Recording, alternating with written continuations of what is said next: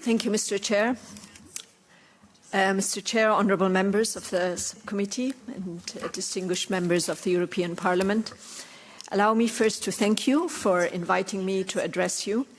It's really a privilege to be here before the European Parliamentary Subcommittee on Human Rights, which has consistently demonstrated leadership in advancing human dignity, equality and the rule of law. And throughout its history, the Parliament has often been amongst the first institutions to recognise new and emerging human rights challenges. And the issue of surrogacy, I believe, presents one of these defining challenges. Surrogacy has become one of the fastest-growing global industries involving women and children, yet it remains one of the least examined practices from the perspective of international human rights law.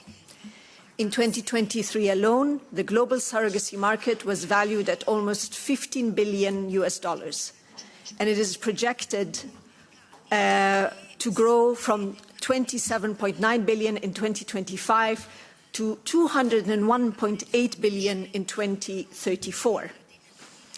Yet behind these extraordinary figures lies a striking reality, namely that surrogate mothers often receive only between 10 and 27% of the total sums paid, while agencies, clinics, brokers and other commercial intermediaries retain the overwhelming share of these profits.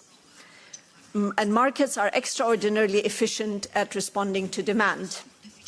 Now, human rights law exists to determine which forms of demand society should never satisfy through the bodies of other human beings. And it's against this backdrop that I prepared the report before you.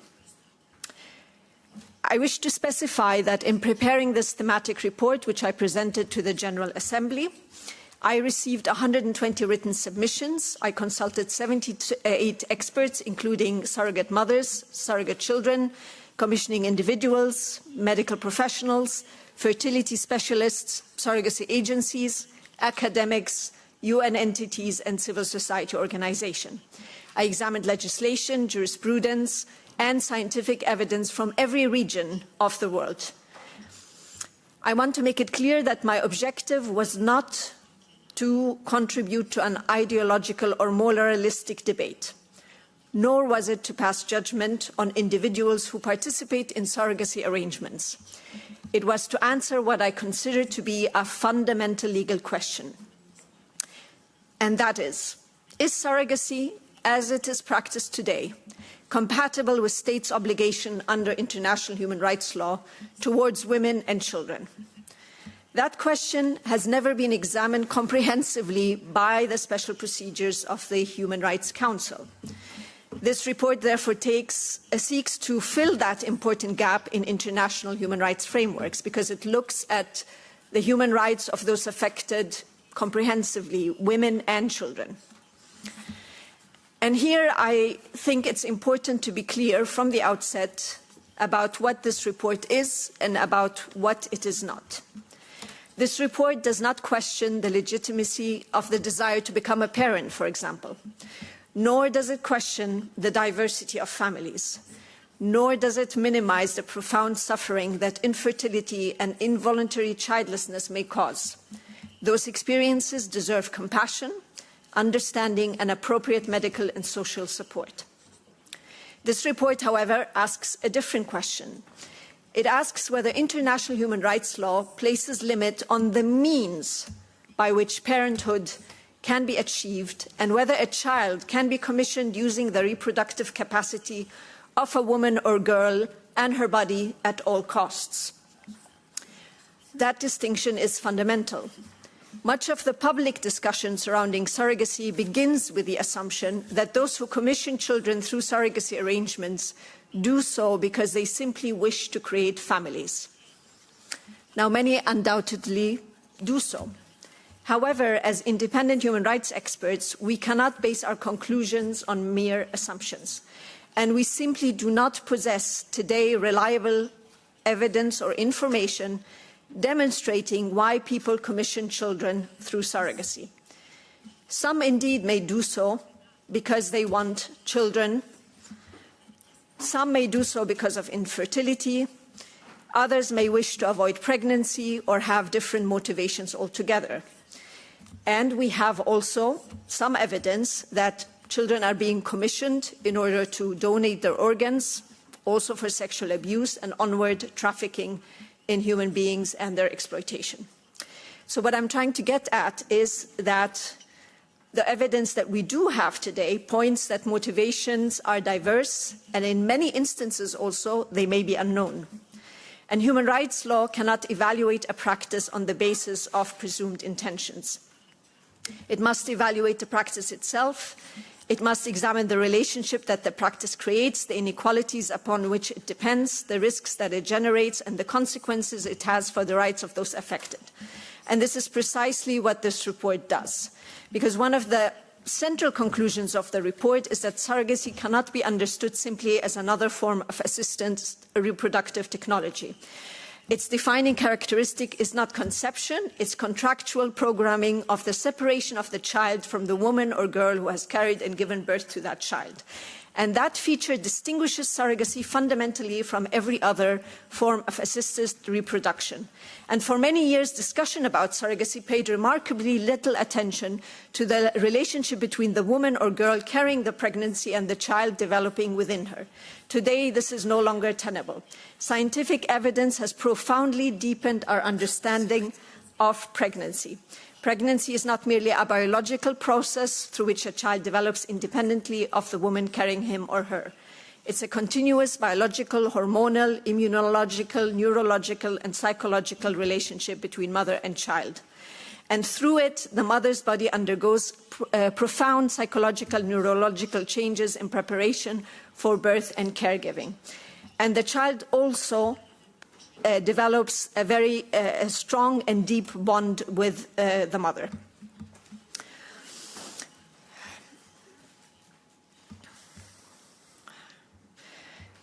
The other issue I think that we need to look at is the issue of consent, because the report also addresses this argument that is frequently advanced, namely, if we refuse to acknowledge surrogacy and allow it, we are actually ignoring the bodily autonomy or the decision or will of the woman or the girl involved.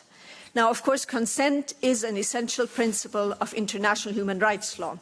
But consent, according to international law, cannot be justified for the exploitation, abuse, or committing violence against anyone.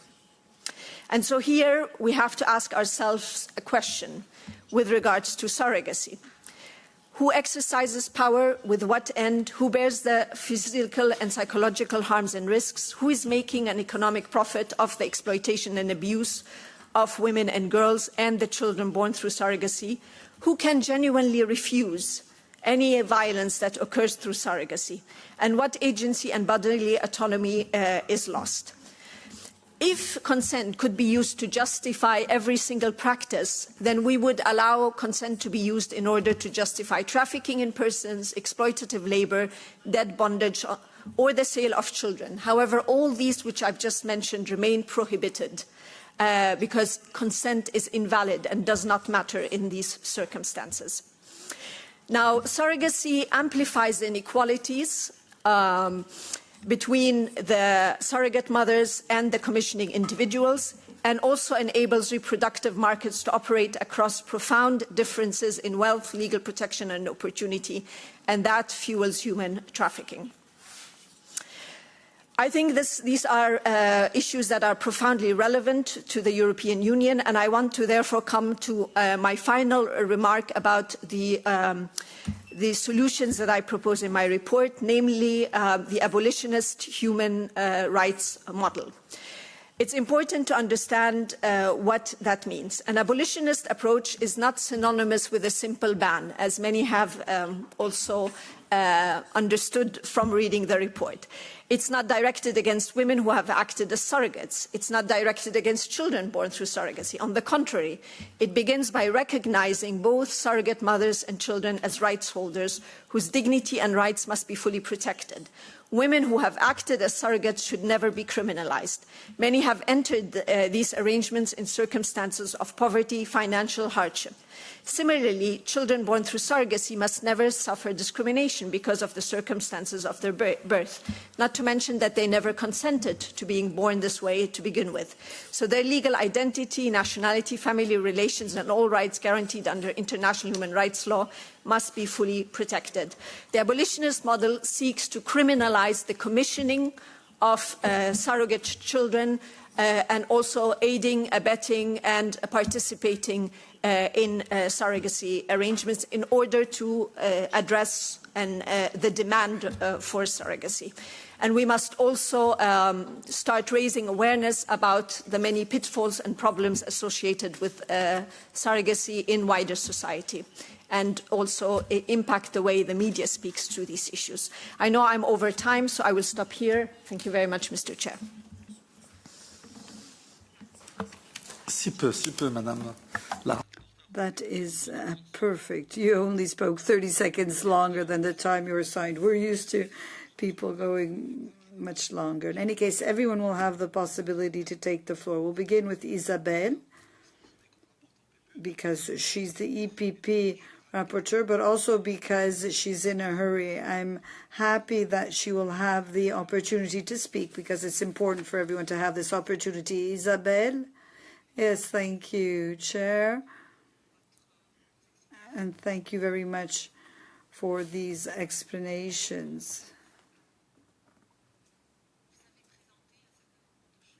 You have presented some points which for me were often questions. Now you had questions, but I would have liked to have some answers.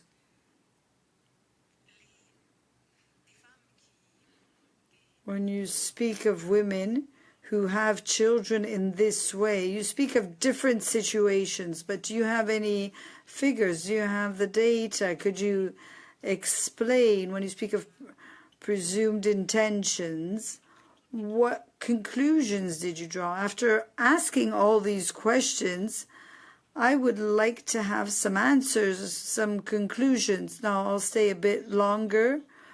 I don't know if I will be there for the answer because I do have to leave. But in any case, there are other people who will listen and who will refer on what you say. In any case, thank you very much for the presentation, for the work that you've carried out, because as you've said, this is a real challenge for human rights.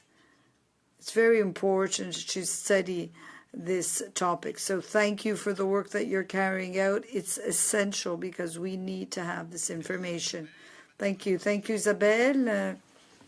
Now for the Socialists, Ms. Neusold. Well, thank you very much for the information. A first remark, and then I have a couple of questions.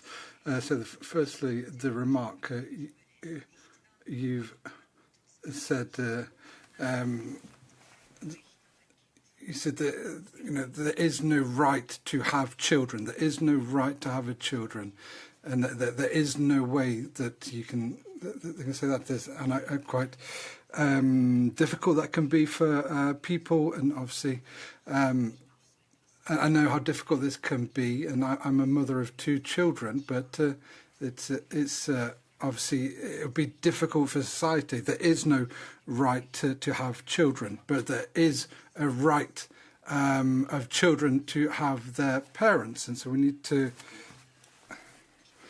see this with surrogate mothers. We need to look at things from a child's point of view, because there is the right which is secured of the children to have parents. Now, two specific questions rather.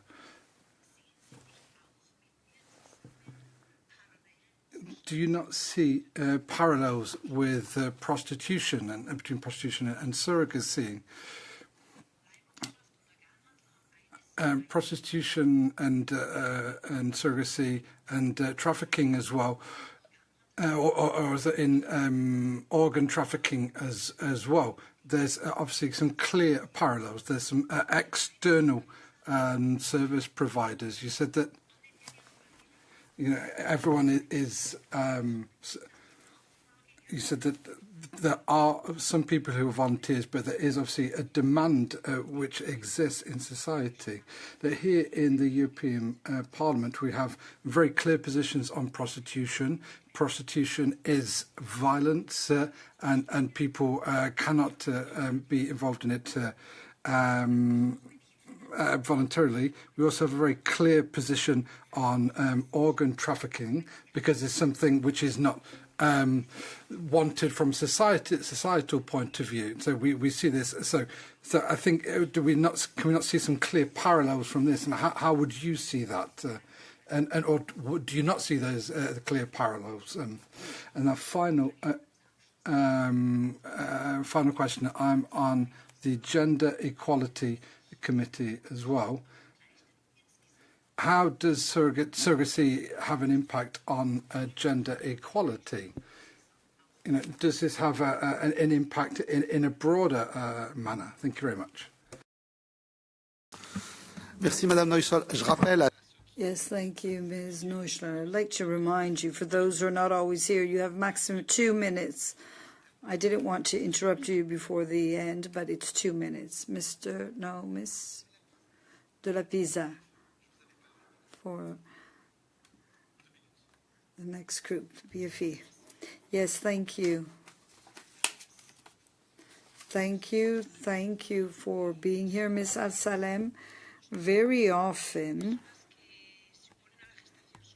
people who are against surrogacy are considered, when they speak of the rights for children, say that we have to find a solution to regularize their situation. Even people who are here in Parliament, we worked on this. It's being discussed at the Council. We're speaking of the parenting certificate, and it's considered an easy way to solve the situation. Some people think that this is a way of opening the door to a legitimate behavior, because it's a way of legalizing the process, because the child obtains an authorization, a certificate. And then there's the link between children and one of their parents. And we're denying the importance of the natural link. So this means we're destroying the idea of the natural link of maternity, but it shouldn't be broken. We are working on this regulation, and we'd like to know your point of view. Thank you. Chers collègues, Monsieur Huyssen, c'est à vous pour le. And now for the ECR, Mr. Huyssen. For joining us today here in the European Parliament. Your report is very clear. You write that surrogacy is not in the best interest of a child, and that children are treated as commodities, and that this practice resembles the sale of children, where children are separated from their mothers immediately after their birth. And you note that surrogate mothers are treated as modern slaves. So your report has very clear recommendations, and the most important one is that you argue that there should be an international ban on surrogacy. I would like to ask you 3 questions.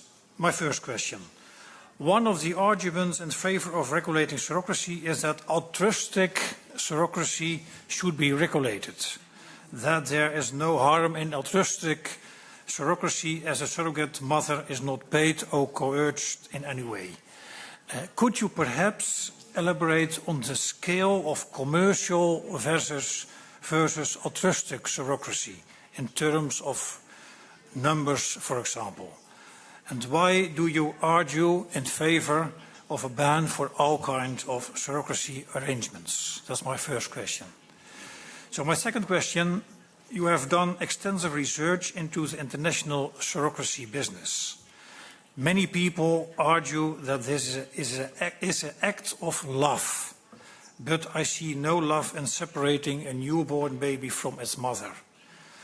What do you think is the biggest misconception around surrogacy that should really be unmasked so that policymakers can act and take steps towards international ban? And my third question, as EU, we can take steps towards a ban of surrogacy. The EU has recognized that surrogacy can be a form of human trafficking and therefore punishable. What are your recommendations for the EU? In what way can we play as EU a leading role to ban this phenomenon? Thank you very much. Merci, Monsieur Huyssen. Yes, thank you, thank you. Sorry. And now we'll give the floor to Ms. Bosdor for the ESN group. And you have 2 minutes, like everyone else did. Vielen Dank, Frau Reem Alsalem, dass Sie heute. Thank you, Ms. Alsalem. Thank you for being here with us today. I know, obviously, you've been invited to the FAM committee in the past and also to the UN in New York because you've taken some critical positions on certain points in relation to Sharia, for example, but thank you for coming here to talk about surrogacy. Now, my question in relation to this, obviously, we're talking about trafficking in human beings. So obviously, a woman is creating a child that isn't her own, that is obviously sold. But so this is human trafficking. Obviously, we also need to look at Ukraine as well. Do you have any figures from Ukraine as well? I think I know a lot of children were not removed from Ukraine, but they were ordered. And so do you have any information or any figures on that? Another point mentioned in the report, it says that there's in relation to demand for surrogate children for racist and post-colonial stereotypes. So that people want to, obviously, blue-eyed and blonde children. And did you have any knowledge of this? Obviously, if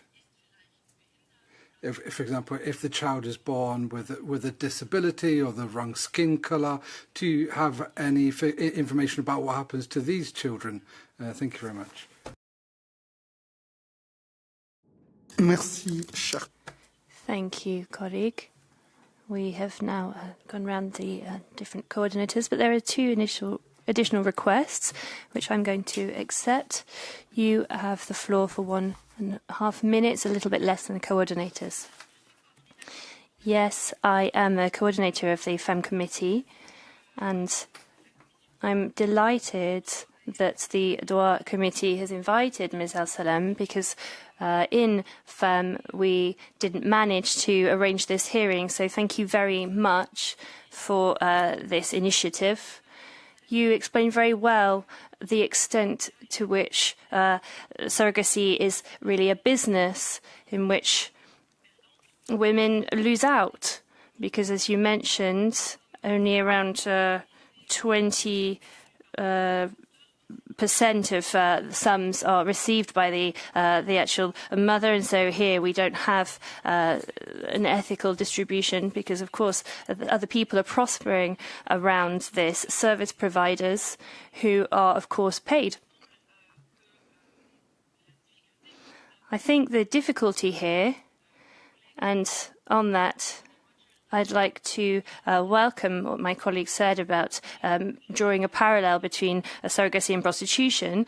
But the difficulty that we have is asking a question that is not possible in the FEM committee in the name of a kind of intersectionality, whereby because of discrimination, it wouldn't be possible to ban surrogacy. But here it's the link between it being problematic for prostitution. And so the question here is, how do we articulate the law in national parliaments with European law? Because by definition, surrogacy doesn't have any borders. Thank you. Très bien, merci, cher collègue. Et pour Very good, thank you, dear colleague. And to finish interventions here, I will give the floor to Ms.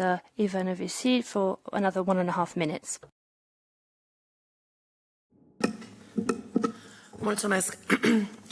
Eu sunt avocat și sunt din România. În România nu este legalizată o astfel de formă de a avea copii. We haven't inscribed the possibility for this maternity in the law, but as a lawyer, I have experience with a certain situation in which the mother carrying the child had lived in the same house as the commissioning couple. The situation was absolutely awful. There was a divorce, and it was very difficult to share between them. Currently, this has led to serious psychological problems. We're seeing children become a commodity. As Christians, we are seeing humanity being renounced. It's not of the same right to have a child. It's not an obligation. Some people can have a child in other ways, but of course not in this way that makes children a commodity that can be sold. In Romania and other places, there are groups that are organized at trafficking in children. I am part of an investigating committee to look into abuses in this field.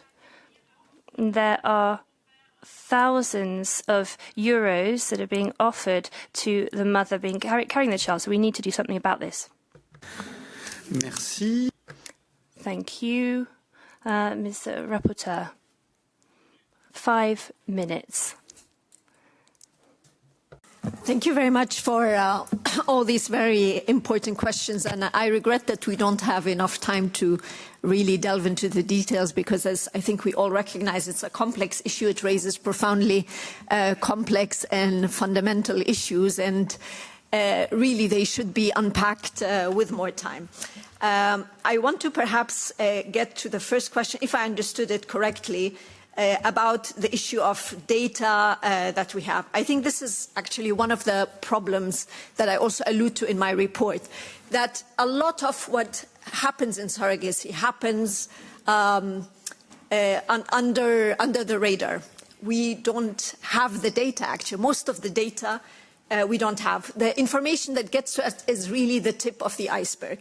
And that iceberg demonstrates that there's really widespread abuse that happens of the rights of the women and girls engaged in surrogacy, of the children born through surrogacy. Very few actually commissioning individuals register the child officially or bring them in through, let's say, clear, transparent procedures. And there's no follow-up, hardly any follow-up on children born through surrogacy. Most states actually don't know what happens to the children born through surrogacy. And the little information we get through investigative journalistic reports that show, in many cases, horror stories that we hear about. Now, on the issue of altruistic surrogacy, I just want to clarify, actually, that I see no distinction between altruistic surrogacy and commercial surrogacy. For me, actually, it's very clear that even where it's called, quote-unquote, altruistic surrogacy, the payment is hidden and embedded in the amount that is given as subsistence maintenance allowance. And even where we have countries that, for example, legalize altruistic surrogacy but ban commercial surrogacy, we see that the structural problems associated with surrogacy do not go away. And having altruistic surrogacy doesn't sort of magically eliminate the widespread abuse and problems that we see in surrogacy. First of all, it's very interesting that in countries that only allow altruistic surrogacy and not commercial surrogacy, you will find very few women actually stepping forward to become surrogate mothers, as in officially or transparently, because the payment factor is really for a vulnerable, impoverished woman, the thing why she will get engaged in surrogacy. Now, I'm talking about the women who perhaps engage on it, engage in service in surrogacy, are not sort of trafficked or detained or arbitrarily placed in servitude to become surrogate mothers. So the absence of commercial payment also does not eliminate the the transfer of control over the body of the woman and the child to the commissioning parents and the clinics. And this control is regulated through a contract that is extremely abusive, a contract where there is a huge inequilibrium of power that works against the surrogate woman or child. And through this contract, she cedes away control every aspect to do with her body and her life, including reproductive decisions.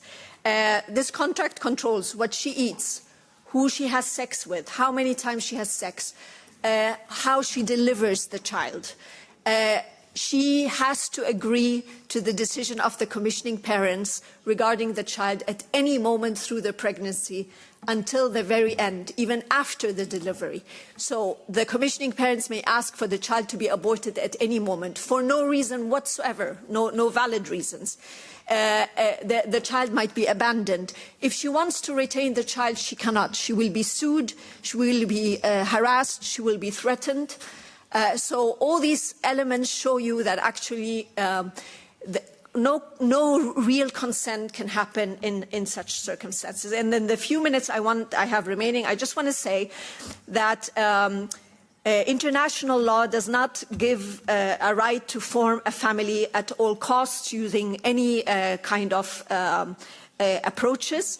As part of reproductive rights that you have. Yes, the right to marry and found a family is recognized by the Universal Declaration and other instruments, but it doesn't mean the right to found a family by all means, including buying children and woman's body. Can I continue?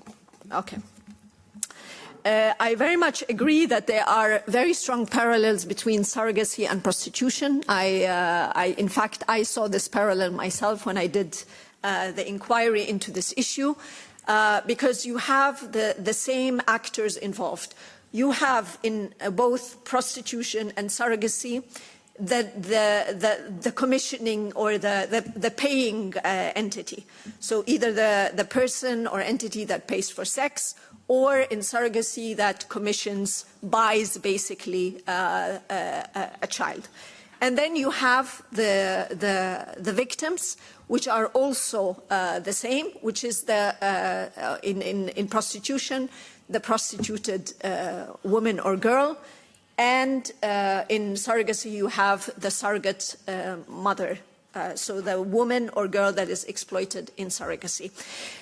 Both groups are engaged in either prostitution or surrogacy because they are impoverished, because they are vulnerable, because they come from countries or places that are torn by conflict, insecurity, because they need to feed their families, and often this is the only means that is available. And they have no power vis-à-vis the commissioning entities, actors, or the buyers, whether it's sex buyers or those that commission children. And then you have the intermediaries that profit actually from this exploitation and abuse, which in prostitution is, of course, the pimps, but also other businesses that may profit from the exploitation of the bodies of women and girls. And in surrogacy, it is the clinics, it is the intermediary companies, and so on that put commissioning parents and surrogate mothers together. And the intermediaries are the ones actually that walk away with most of the profit. So yes, I agree, there's many similarities, and this is why I also suggested the same kind of response, which is an abolitionist model. And I wish to stress again that an abolitionist model is not a punitive model. It's not, we don't talk about ban when we speak about abolition, because the point with abolition is to try to first of all also undercut or address or diminish or end the demand. So to end the demand, you have to, first of all, make it clear that there are very serious human rights violations involved through these systems, whether it's surrogacy or whether it's prostitution. You have to criminalize the demand. You have to criminalize the buying. That's why you criminalize the buying of sex. And in the model I'm proposing, you criminalize the buying of the commissioning of children. You criminalize also the activities of the intermediaries that profit from this. whether, as we mentioned. But you decriminalize the victims, and the victims in both are the women and girls engaged in prostitution or the women and girls engaged in surrogacy. And in surrogacy, the victims as well are the children born through surrogacy. As I said, they could never consent to this. They had no choice to the precarious situation into which they were born. And so to come then to another question that was asked, the guiding principle has to be always the best interest of the child in reaching any decision as to what to do with a child born through surrogacy. My proposal is to ensure that these children have full access to all their rights, including right to nationality, health, knowing where they came from, knowing their mother. And the point is that this best interest may likely mean that they don't end up with the commissioning parent, okay? Just like we are very attentive and rigorous when it comes to adoption procedures, right? We assess who is it that wants to adopt. I raised the question, why is this rigorous approaches missing from surrogacy? There is zero rigor when it comes to surrogacy arrangements. Thank you.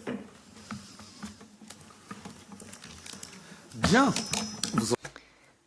Well, you had twice as much time as planned for your responses, so thank you, Ms. Alsalem, for your presentation.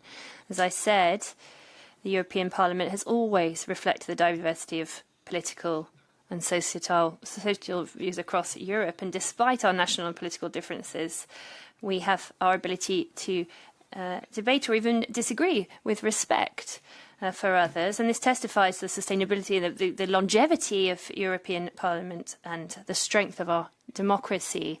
We decided it was important to discuss this point, and I think that honours our working methods within the Droit Committee.